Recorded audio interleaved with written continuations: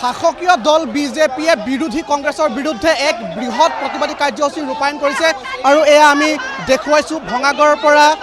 ৰাজীৱ ভৱন অভিমুখে গৈ আছে এয়া বিজেপি দল আৰু উত্তাল এক প্ৰতিবাদ সাব্যস্ত কৰিছে ভঙাগড় আমি দেখুৱাইছোঁ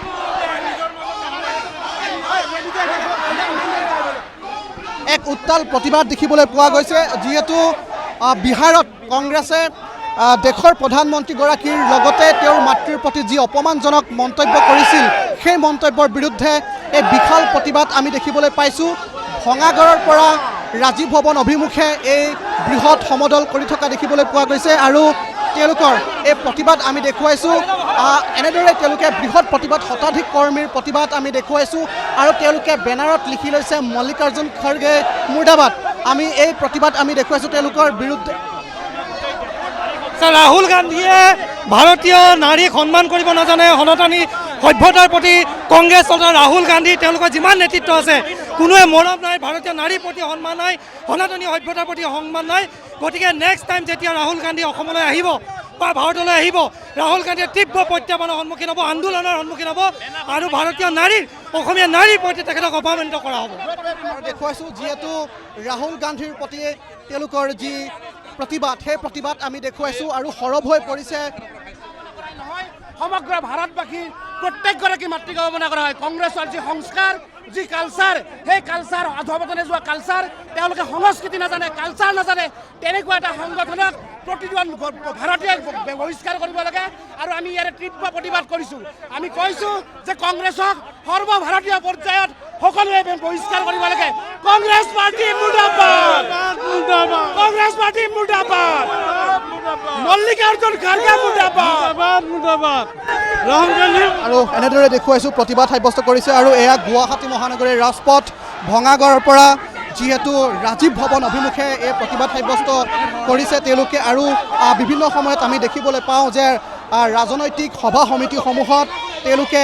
যি বিজেপিৰ প্ৰতি কংগ্ৰেছে এনেধৰণৰ অশালীন মন্তব্য কৰে সেই বিৰুদ্ধে এক প্ৰকাৰে এক গণতান্ত্ৰিক হুংকাৰ তেওঁলোকে সাব্যস্ত কৰিছে এক প্ৰতিবাদ তেওঁলোকে সাব্যস্ত কৰিছে বিশাল এক প্ৰতিবাদ বিজেপিৰ কেইবাগৰাকী শীৰ্ষ নেতা উপস্থিত আছে আৰু তেওঁলোকৰ তত্ত্বাৱধানতেই যিহেতু অমিত শ্বাহে দেখুৱাব এয়া বিশাল প্ৰতিবাদ আমি দেখুৱাইছোঁ সন্মুখভাগে ৰাজীৱ ভৱনৰ সন্মুখে এয়া এক প্ৰতিবাদী কাৰ্যসূচী তেওঁলোকে ৰূপায়ণ কৰিছে আৰু এনেদৰে প্ৰতিবাদ সাব্যস্ত কৰি তেওঁলোকে এক প্ৰকাৰে কংগ্ৰেছৰ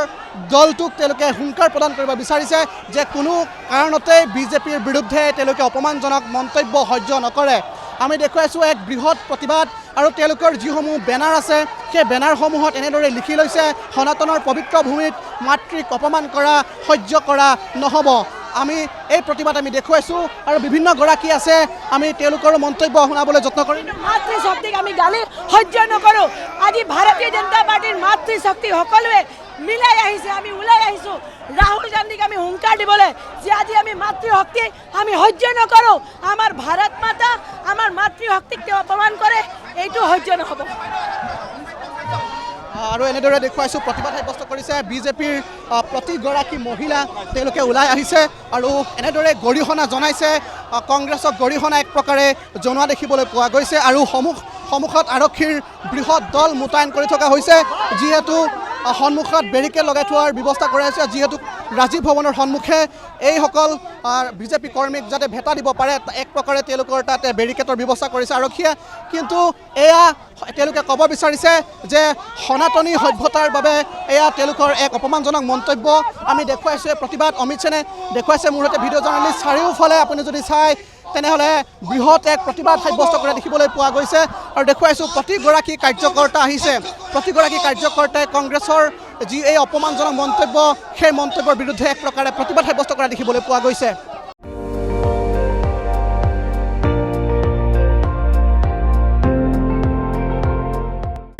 আপুনি চাই আছে ND24